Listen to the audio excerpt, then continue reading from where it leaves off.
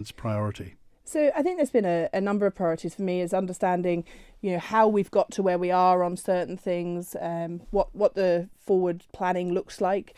And obviously one of the big things is looking at our departmental elements around the island plan.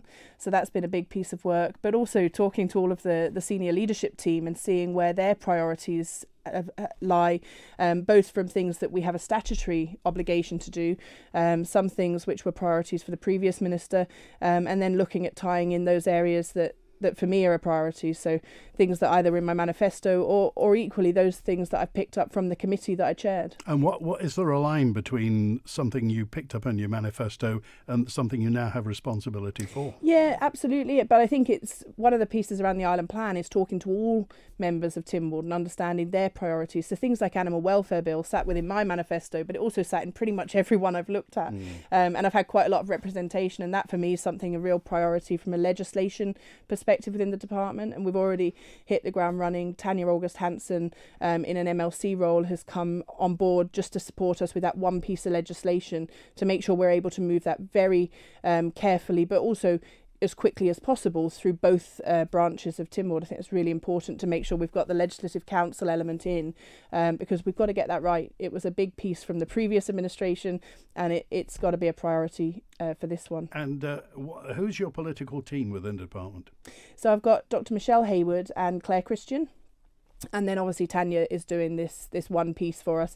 You never know, I might convince her to do more in the future, but just for now she's got lots of stuff she's doing in health as well as all her normal scrutiny work. So it was important that she wasn't over-faced with it all as well. Have you been brought up to speed on the fishing situation at the moment? Yeah, so there's been a lot of work around the fishing. One of the first things, in fact, was getting the Scallop fishery open on the 1st of November, getting the catch limits decided around that, looking at the reports we'd had drafted by the universities in the UK specific to that data, so that we could make informed decisions. So that was literally hit the ground running. Welcome to the Scallop fisheries.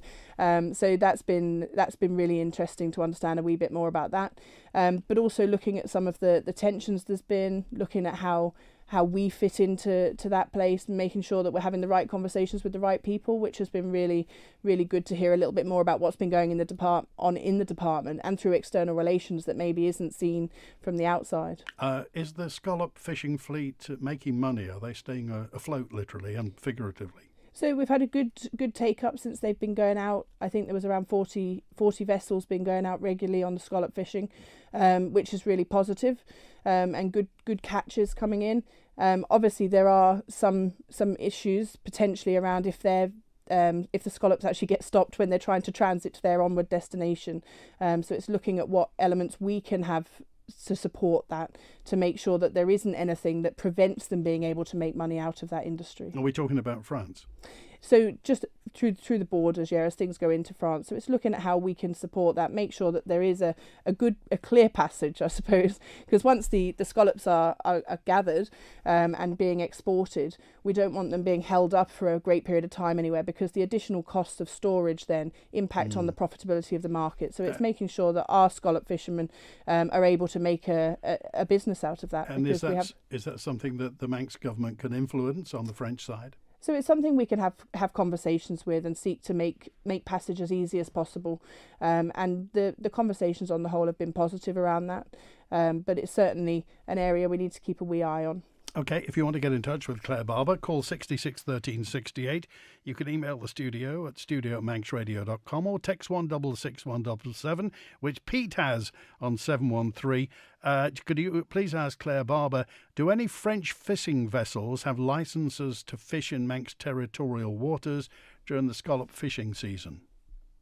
So not at the minute, there hasn't been any uptake from European fishing vessels, but there are mechanisms for that to happen in principle because of the agreements we have in place. Okay.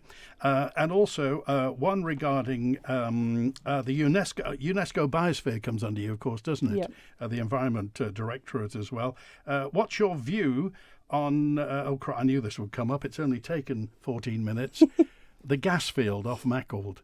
Will that affect the UNESCO Biosphere? So my understanding is it doesn't affect the UNESCO Biosphere in the simplest terms. I think there's a whole host of things that need to be considered when we look at the opportunities within gas and renewables and how we manage that, because whether we are looking at gas infrastructure or renewable infrastructure, that we are looking at the seabeds around the Isle of Man. So it's important that we look at ecological impacts, environmental impacts, and we understand that, and we make sure that we protect our marine wildlife. We look, that's been very much at the forefront of all the decisions to date around timings for seismic studies. That absolutely has to be how we look at this as a whole, I suppose. Because I think, do you have an energy policy? Yeah, energy policy sits under DEFA, right. And then DOI actually hold the licensing rights. So who makes the policy? Pardon? Who makes the policy? Which department? So the energy policy sits within DEFA, so looking at energy security and energy policy. And obviously that's been a big topic of conversation for a whole host of reasons, both because of the gas reserves, but also because of the situation around Manx Gas. So there's been a number of things that have happened that have highlighted some potential gaps, things that we want to make sure that we can put additional security in, so that we can look at how we provide gas, where we get gas from, but also looking at how that's actually provided to the consumer and making sure that there's always a backup plan and making sure those are as good as they can be. And there's always things we can improve in legislation. So there's a lot of work going on around that. And what's your opinion of the Manx Gas situation at the moment, obviously with prices going up, possibility of fuel poverty throughout the winter? It's absolutely a concern. So I think it was absolutely right. The Treasury Minister made a clear statement about a package of support. But longer term, we need to look at the sustainability of a gas supply for the island and how we then transition that into renewables. And there's a bigger conversation around Crogger for me around understanding if there is a gas reserve, understanding how that fits within our energy security picture or how it might fit in. And I would have to have far more information than I have at the minute, and that's one of the things that's ongoing before I could give an absolute position on that. Okay, Howard's with us now. Howard, you're live with Clare Barber. Good afternoon, Andy. Good afternoon, Claire. Just a curio, just when you mentioned marine conservation, on the north end of Douglas Bay, up on the Port Jack area, from coming down that way, there's a marine conservation area, correct me if I'm wrong, but that used to accommodate an awful lot of eelgrass, etc. And I can remember it's going back a long time, a young man, opposite the Palace Hotel, there used to be, still there, I saw it the other day, a little alcove going in amongst the rocks, and there was dozens and dozens of seahorses. Well, they've obviously disappeared because the seagrass has disappeared, eelgrass has disappeared. But what concerns me, and it has done, that there's been noise made within government, this last government and the previous one, about putting an anchorage point there for cruise ships, etc. Well, I think in essence it's an anchorage point that has destroyed the eelgrass, because when you drop the anchor, the chain goes down, and it's quite literally like bottom trawling. And how strong are your views, or the DEFA, on anchorage points close in or in the centre of marine conservation areas? So I'm not going to pretend I'm an expert on seahorses and where they are and the eelgrass. I know there's a big piece of work going on around the blue carbon project. And interestingly, I was contacted the other day about blue marine as a wider concept. And I should say that one of the beauties of having Dr. Hayward in the department, obviously, is that she is an expert on a huge amount of this, having dived most of the island. So she's given great insight. What from my perspective on this, though, is that whatever we're doing, and that was that conversation I was saying about whether it be gas or whether it be renewables or whether it be anchorage points, all of those things do have an impact on the marine environment. And I think it's important we understand that before we permit any significant changes. I'm not aware that there's a specific plan at the minute to put a more permanent anchorage point there, but that would tie in, I would imagine, with the harbour strategy, because obviously there was a lot of conversation that we reviewed in the committee around deep water berths and so on. Yeah, well, this has been mooted for quite a number of years. There was even the farcical idea of building a pier out to that area. There used to be one at the Derby Castle, but that only went out 200 or 300 yards. But to build something out there would destroy not only the visual effect, but under the water, we're only looking at the top of the water. That lady you just mentioned, is her name Michelle? Yes, that's right, Michelle. That's right, yeah. I know the lady, and she has been diving, and she's chapter and verse. Yeah. So just for your listeners, she is a lady that knows what she's talking about. But having said that, what we look at when we look out to sea is only the surface, and what is underneath is the very important part of it. And to put something there like a deep sea, an anchorage, and you used to get the heron fishery boats. They're all the size of the Ben boats. They would be anchoring out there, and I think that has contributed over the years. So, as I say, looking at the top, it looks lovely, but underneath the destruction needs to be very, very carefully monitored, and this is what I'd like DEFA to have the hands tight hold on what happens around our seabeds. What's your view, Howard? What do you think about a cruise berth in Douglas Bay? Something of that nature is needed, but it needs a bit more thought than just dropping a few anchors in a bay and letting the people come ashore. The cruise ships, they in all honesty, I don't think they want to spend a lot of money. They'd rather have the money be spent on board. They might get a few coach tours around the island, but I can't see them spending any small fortune because they are floating hotels and they want your money. That's what keeps them going. Okay, and, all right. So it's not going to be any real benefit. We want people to come to the island and stay on the island, not just visit for 10 minutes. All right. Okay, thanks, Howard. Thanks, Thank Anne. you. Take care. Good Bye to talk to you. Just in general, what are your views about cruise ships? Do you think it's worth it for the Isle of Man for big cruise ships to anchor? So it was interesting. One of the first reports... I mean, you are Douglas East, of course. I am, yeah. One of the first reports we did as the Environment and Infrastructure team actually was around the harbour's strategy. And I think it would be fair to say that we were not convinced by the plans as they were presented, but actually we said we should probably move away from the concept of a deep water cruise berth because it's far more about the increasing size of vessels overall. So marine infrastructure vessels, if we were to look at, putting in great big windmills, whatever it might be for the future of our renewables field, we would need a bigger berth. So we felt it was almost restricting the conversation by calling it a cruise berth, because actually it's so much more in terms of what we may need in the future.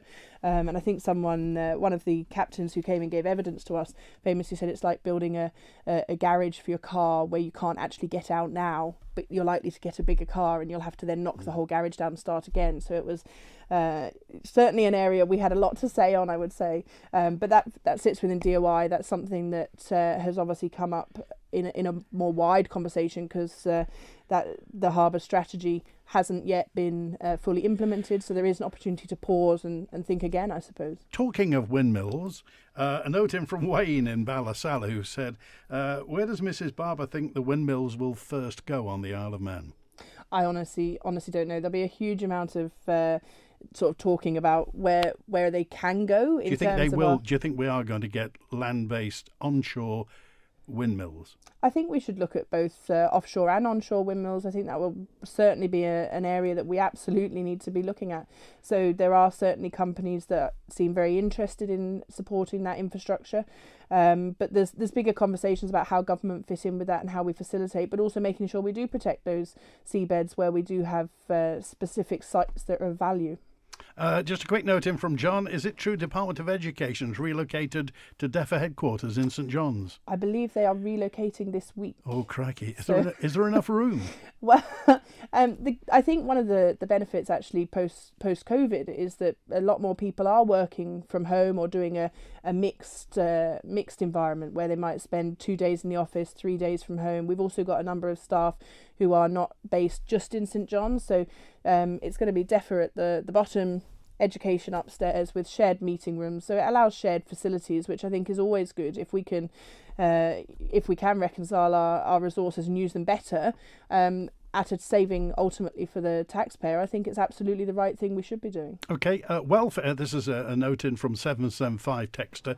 Welfare of animals needs to be made law here, including dog napping, which has got, is it 5 years in the UK for dog napping? Yeah. We had anecdotal stories of dog napping. Are you aware of any that have actually happened? So I know that there was a couple of stories where there was certainly attempts at dog napping. Whether there's been any successful, I'm not aware of that.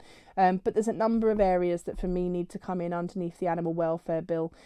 We do have some legislation that we are still using, but there's a number of different laws, Finn's law, Lucy's law. There's, as you say, about dog napping, making sure we have stronger sentences for some of these crimes where people do appear to be, not having a sentence that matches the gravity of the crime. Would you be in favour of a custodial sentence for dog napping? I think, as with everything, it would depend on the circumstances of a particular case, which is why we have upper sentences. But for me, I think that there would need to be an upper sentence that does have a custodial element. So I think it's very important we look at neighbouring jurisdiction law. There's a lot of good legislation around animal welfare. We don't need to reinvent the wheel, but we do need to make sure we come back with a robust piece of legislation at the earliest junction we can. Clare Barber, MHK, with us today, Minister for the Environment, Food and Agriculture. Local food development is inside her portfolio. So Tracy dropped a note in for Clare Barber. Could you please ask Mrs. Barber for her views and plans for the Isle of Man meat plant? For many years it's been mismanaged and very expensive. Expensive white elephant, says Tracy. We've got an absolute prime product here on the Isle of Man, yet the meat plant seems to be stumbling along. Could you please ask why we don't have Manx meat in the prisons, the schools, the hospitals, why we're buying cheaper substandard meat when we could do it ourselves? So, excuse me, I'm taking a sip of water. Excuse me, the meat plant's been a primary focus for me since I've been in the role. Obviously, we did a report again as the committee. I know I keep going back to the committee, but actually it was a real opportunity to dig into some of these areas. Since I've come in, I've got someone actually now conducting a short review of the situation within the meat plant. There are areas where I feel the governance can be improved, where the structures can be improved, and I absolutely agree. I think we've got this prime product, and I don't think it's being sold with all of those brilliant elements around it, around grass-fed, local families, real sustainable farming, and this is absolutely something we need to sell. In terms of getting it into schools, the prison, the hospital, there's so many opportunities, I think, and actually I don't think there's ever been a better time to have that conversation, not just about price, but actually about the mileage, food miles of actually transporting. It does seem crazy that on a very simple calculation, actually, the amount of meat we produce on the island is about the amount we need in some areas. Obviously, some we don't produce, such as chicken. We don't produce as much pork as we might need, but what we're doing is we're shipping a lot off island, and then we're importing other meat not from the island, which just seems a real shame. So it's something I'm very keen to work on, very keen to talk with other ministers around and understand how we can do that better. Okay, we're back with Clare Barber, MHK, in just a few moments' time. Loads to talk about, lots and lots of emails and texts in as well. If you want to get in touch, call 66 1368. Government invoices, bus and rail timetables, recreational fishing licences. Get information about these and many other government services at Isle of Man Government Community Hubs. We'll be at Peel Post Office this Wednesday. See you there. Coming up on your left is TD Car Centre. TD Car Centre, for a great selection of top-of-the-range used cars available, all sourced and looked after by exceptional island mechanics. You have driven past TD Car Centre. Make a U-turn where possible and proceed to Hills Meadow.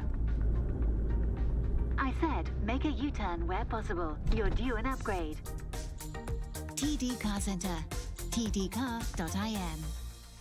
Deck the halls with boughs of holly and much more when you visit Watson's Nurseries this Christmas. Watson's Nurseries for cut and potted Christmas trees including non-drop at great prices, along with decorative festive wreaths and superb gift ideas like trees, fruit trees, large specimen trees and shrubs and gift vouchers. They also stock logs and coals suitable for fires or wood-burning stoves with delivery available. Call 801 812. Find something festive at Watson's Nurseries Greba on the Peel side of Hawthorne Inn. If you're looking for that special squeak, it has to be Manx Glass and Glazing.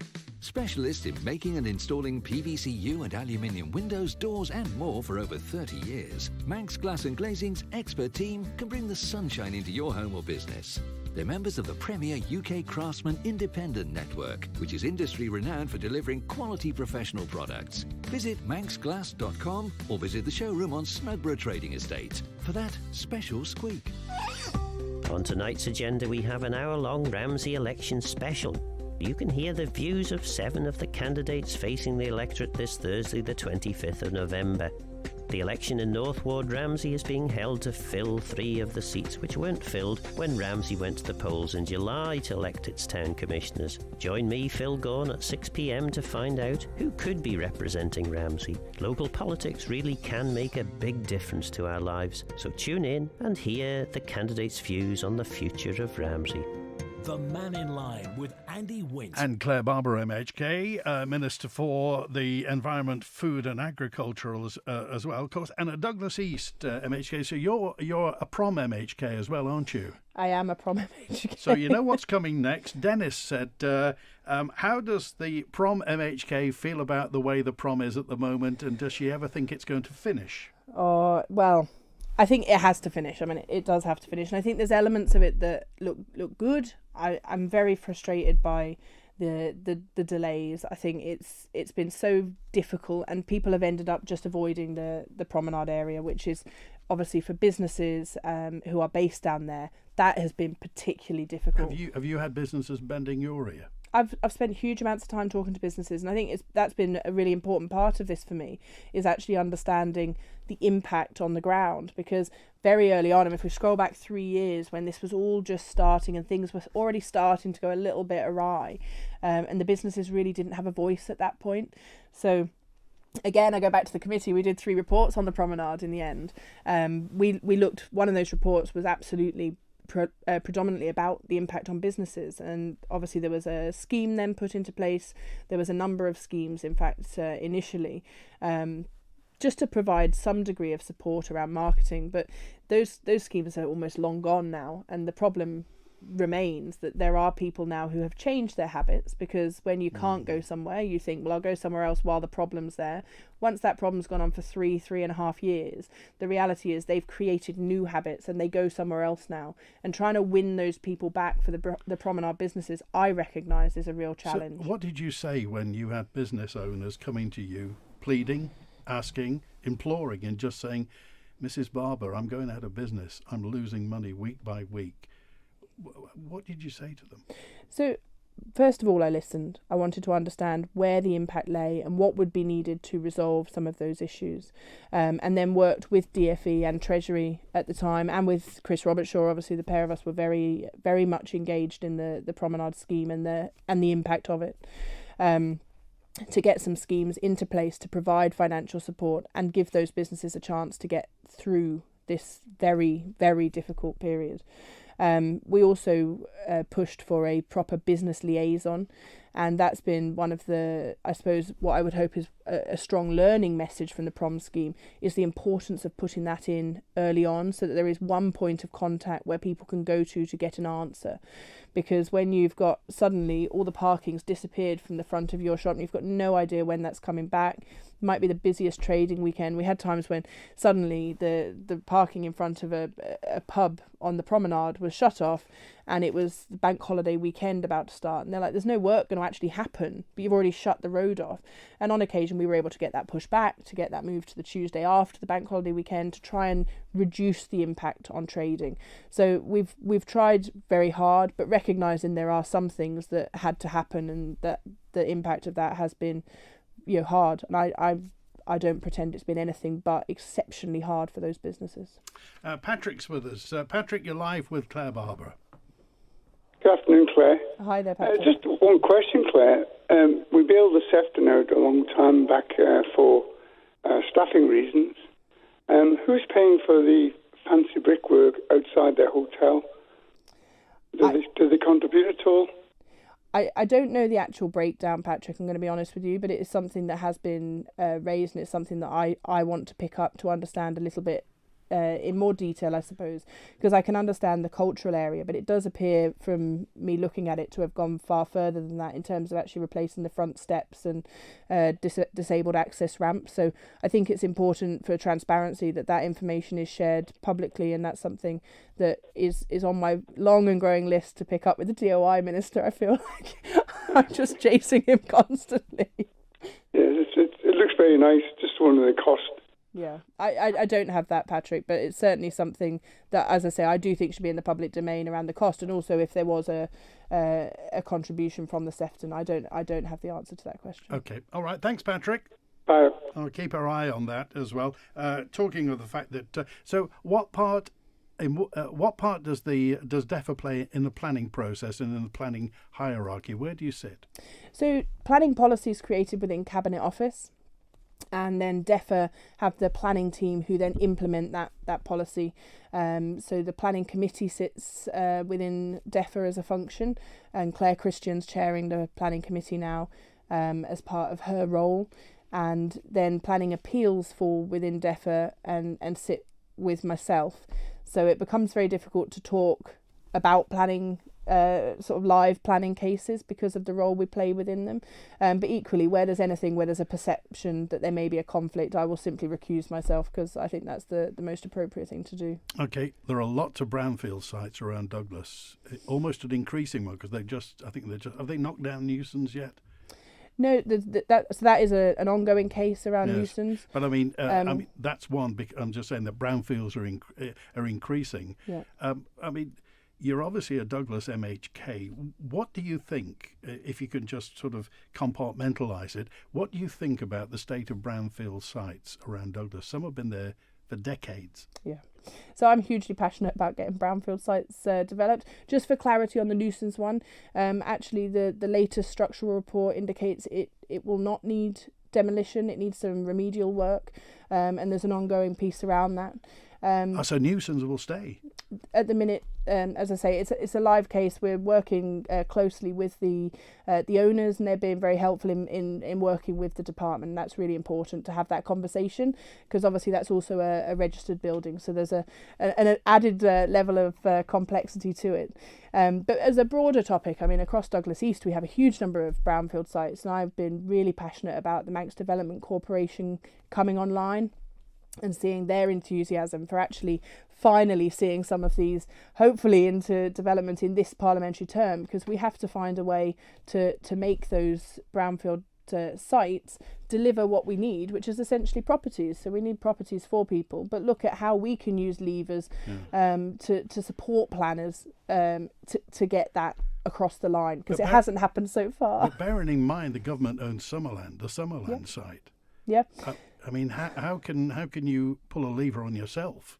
Well, the Summerland site's been something of a frustration for me, because there were plans that had been drawn up for Summerland not that long ago, with a really quite exciting development, I thought, and then it got used to store everything from the promenade scheme. Obviously, at the minute, it's still sitting there with quite a lot of storage and hoardings and a car park on it, but it fails to recognise the need to develop that for a whole host of reasons, not least because government have got an asset sitting there that's delivering absolutely nothing for the people of the Isle of Man, but also it's a real blot on the landscape, and that should be, the closed brackets for the promenade. You've got the sea terminal, the Lord Street site, all of those are going to need work, and then you got the other side, the bit that holds it together is Summerland.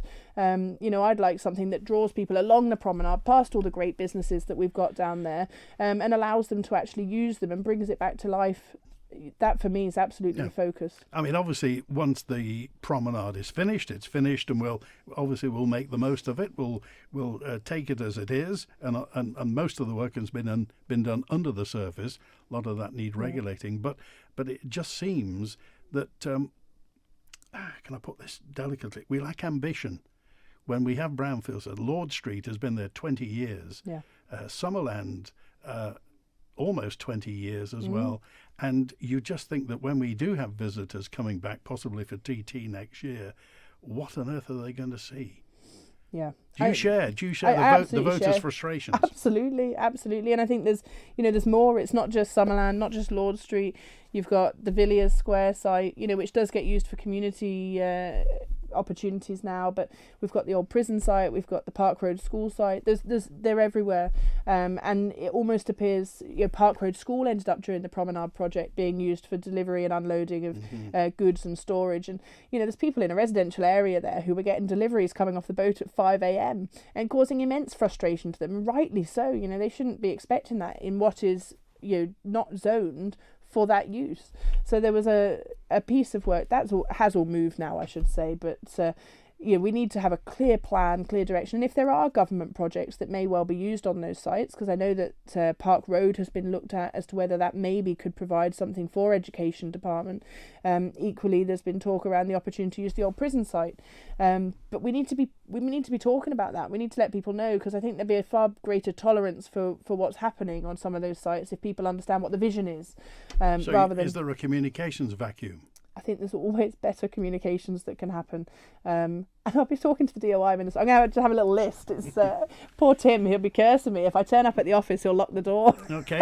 Sean, good afternoon. You're live with Clare Barber. Hello there. Hello, Claire. How are you doing? I'm good. Hi, Sean. Not too bad. Just a few points, really. As you're the new agriculture minister, you're already streets ahead of your predecessor, because you seem to like agriculture. Yeah. And I'm a bit concerned about this new environmental payments for farming, planting trees and what have you. But there's no mention of proper farming, as I call it. I mean, I'm involved in the farming industry in a few different ways. I wouldn't class myself as a farmer by a long stretch, because, but I do know what's going on in my job around the countryside. And there's no mention of proper farming. Okay, there's mention of planting a few trees, but when proper farming is going well, it works hand in hand with the environment.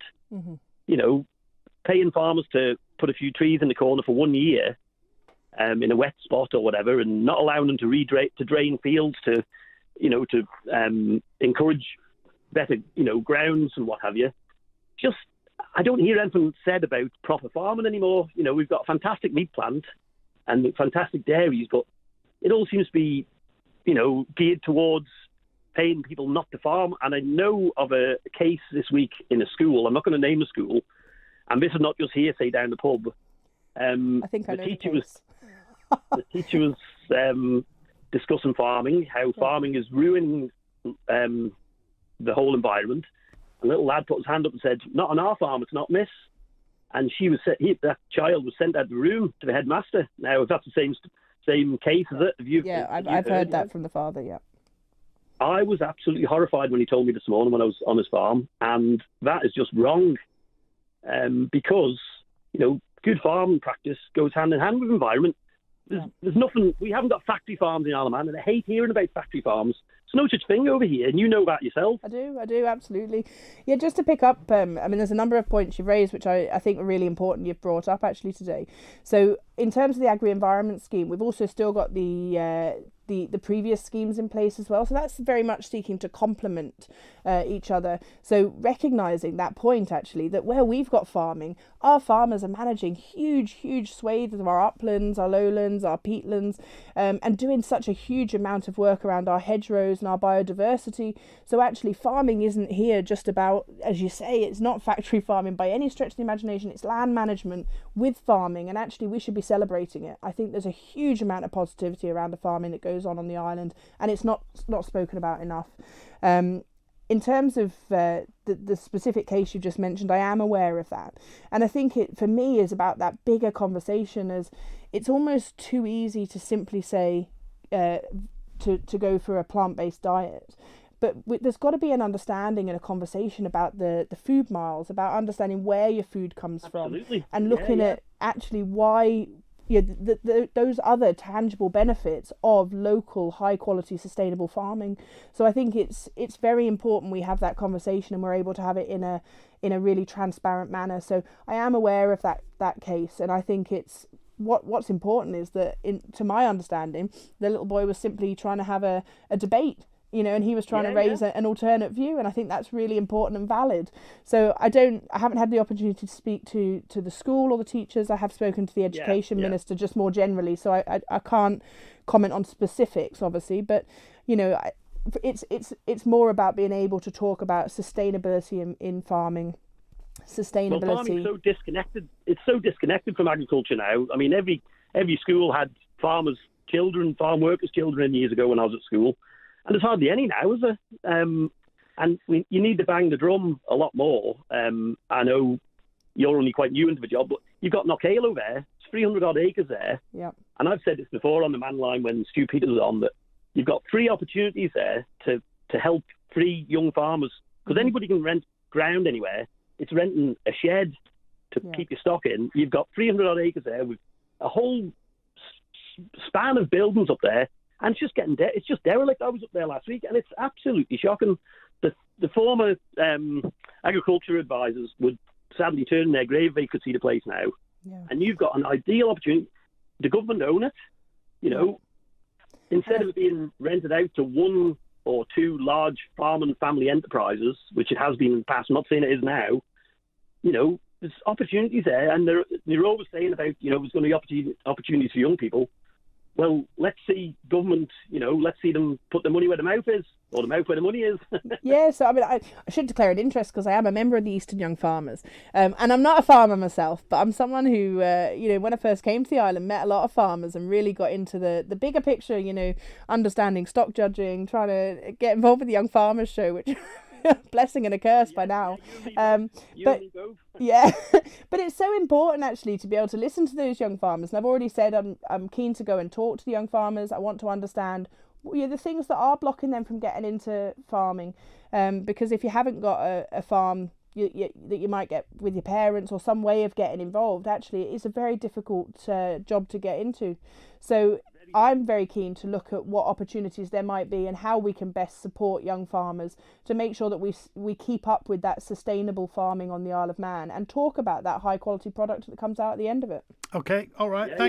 Thanks, Sean. Oh, thanks, Sean. Okay, thank you. Thanks, Claire. Take care now. Good to talk to you. Look at that time. It's 14 minutes before 1. We're with the Minister for Environment, Food and Agriculture, Clare Barber, live on Mannin Line till 1 today. Manx Radio and IQ, the island's Apple premium reseller, are giving you 13 days to win an iPhone 13 on the 13th of December. Keep listening to your nation station to find out how. It's time to prepare for winter at Pasco's of Tremode, where you'll find a toasty range of winter electricals, including tumble dryers, heaters and electric blankets. Pasco's of Tremode is open Monday to Friday and all day on Saturday. And for helpful, friendly advice and superb customer service, call 676066. Stay cool, keep warm, with great deals on winter electricals at Pasco's of Tremode, the island's premier electrical appliance retailer.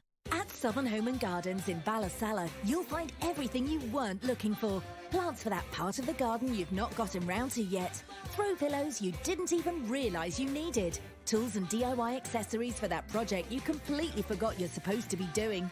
Bedding that you didn't know you wanted, but you actually really, really want it. At Southern Home and Gardens, we don't stock products, we stock inspiration. Come and see us in the Balthane Estate, Ballasalla, or find out more at southernhome.co.uk.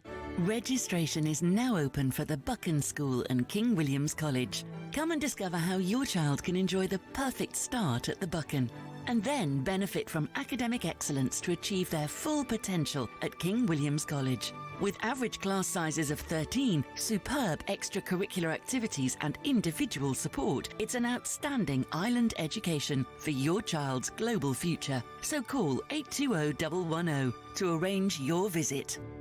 Make it a stylish Christmas with Paradise & Gale. It's time to prepare your home for friends, family and all things festive. With lots of new and exciting arrivals, plus our most popular sofas and dining ranges are in stock and are available for Christmas delivery, with 0% finance too. From our seasonal collection of rugs to stylish accessories and beautiful Christmas decorations, you can have it all and in your home in time for Christmas while stocks last. Paradise & Gale. You'll love our furniture. You'll love our prices.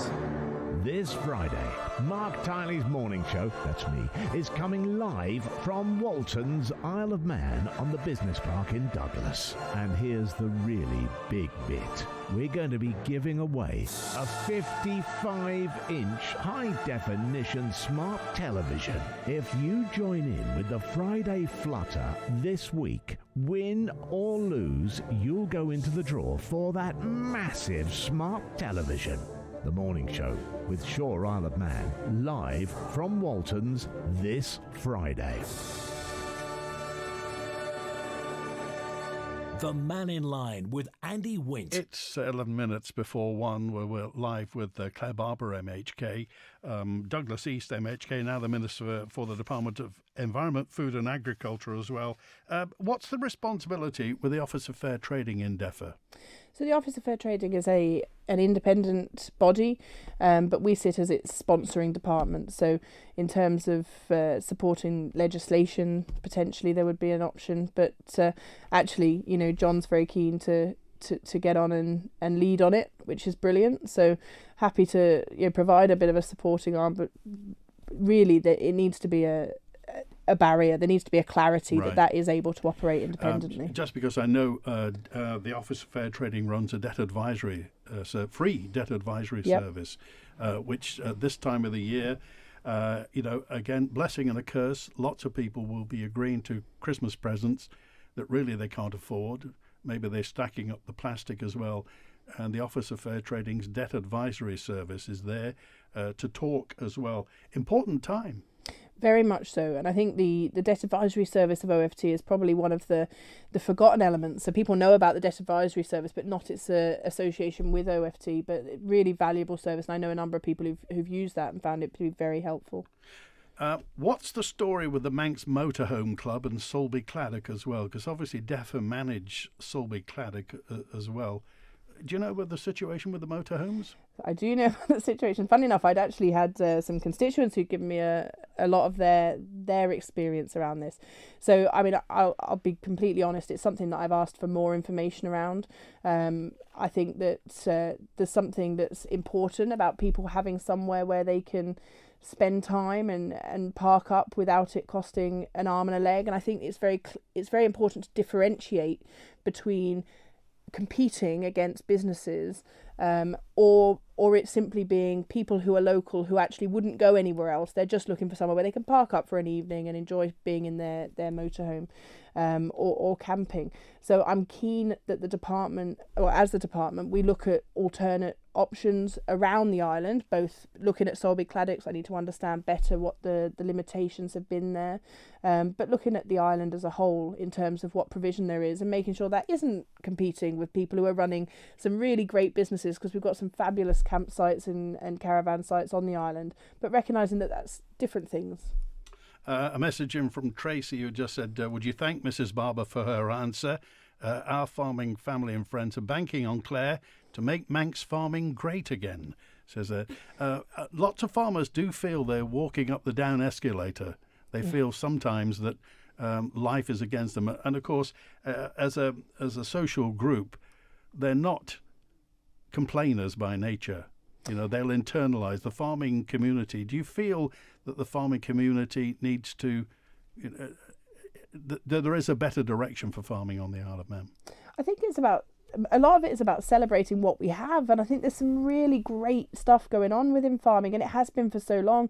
And as I say, it's not just the farming itself, it's also that land management, it's understanding that greater piece that farmers give to the Isle of Man, and they give it in abundance, and they work all hours. I've already said, I'm going to go out and visit some farms. I want to go out on the Scallop fishing vessels. I want to go out. I want to go and see it. I want to talk to people, and I'm very much clear that it has to be a two-way conversation. It can't just be me telling people what we're doing. It needs to be me listening and understanding the impact that has on the ground. That's something that I was very fortunate to be able to do through the scrutiny committee, and I was humbled with some of the stories people came and spoke to us about. But I don't want that to stop. I want people to very much feel that they can reach out to me, they can talk to me about the issues that they have and the challenges they're facing. And if you've got ideas, throw them out there, because I'm not pretending I know everything and I've got all the answers by any stretch of the imagination. Well, as you've said that, what's your email address? So claire.barber@gov.im is the best email address to get me on. It's Claire without an I. Couldn't afford the I. CLARE. A note in from Alexandra then just said, again, as a Douglas East MHK, what do you feel about the horse trams going to the sea terminal? So when the scheme was first debated in Tynwald, and it seems like a lifetime ago now, back in end of 2016, I think November or December it was, I was very clear that if the horse trams were staying on the prom, it should be the whole length of the promenade, because otherwise it was neither one thing or another. However, I should also say I also wanted it at the side of the road rather than in the middle. We've now ended up with neither one thing or the other, where we've got it in the middle of the road, crossing over to the War Memorial, and then just stopping. So I believe that actually it should be finished off in a single track form. I think if we're going to have it there, we should have it so that it can serve a function and people can actually get to the places they want to get to and see the whole of the promenade and access the sea terminal to the hotels on the promenade and the other businesses. However, I'm incredibly frustrated that we've got to this point, and I'm not pretending this was the right journey or necessarily in totality the right ending. Okay, here's a question now about rich and poor farmers as well, about taxpayers' money being given to farmers and landowners in countryside care payments. Obviously, a lot of the landowners are wealthy, more wealthy than the majority of the working population. So how do you square that circle about care payments being given to rich landowners when some farmers are struggling? So I think it's a bigger conversation. It's about understanding what management is happening of the land, and I agree that there will always be some people who it feels like, well, they're not doing anywhere near as much of the hard work, but they're getting the money back in. So absolutely happy for people to contact me if they've got specific elements that they feel aren't working with those schemes, because as I say, I really do want to listen, but there's a number of interconnecting schemes, I would say, and I think, as with any industry, there are some people who are well off and there are some people who are struggling. But I would just add in, one of the things we've launched in the last week is around a knowledge exchange framework for farming.